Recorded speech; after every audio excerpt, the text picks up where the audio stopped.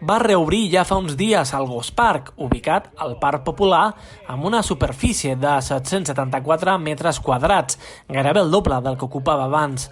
Les obres han inclòs la substitució de la tanca de delimitació, que ara és més alta i resistent, i la renovació del sauló. A més, dins el Ghost Park hi ha una font i 2 bancs per seure. Un poco más de espacio, pueden correr más y bueno, lo que digo, hemos ganado lo que son los bancos, que podernos sentar nosotros, no tener que estar de pie y la fuente, que también es importante, que la fuente teníamos que salir fuera, pero ahora está bien y es grande y bueno, los perros pueden correr, pueden jugar, pueden hacer lo que quieran sin ningún problema y eso, que los mantengan limpios y que podamos estar aquí. Molta falta, digo, ha quedat, sobretot les valles, que és el que més, perquè esclar, aquí eren gossos grans i esclar, i són gossos amb força, però no, està molt bé, sobretot el que és les valles, es pot dir bé, no?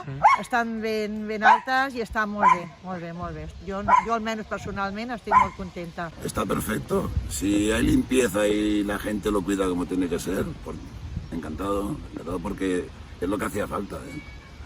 Es que el que había antes estaba destrozado. Si la gente es capaz de cuidarlo, porque no todos lo hacen, yo lo veo muy bien. Bien, esta es el doble de grande, las vallas están altas, está muy bien, muy bien. Sí, lo único la puerta que no sé,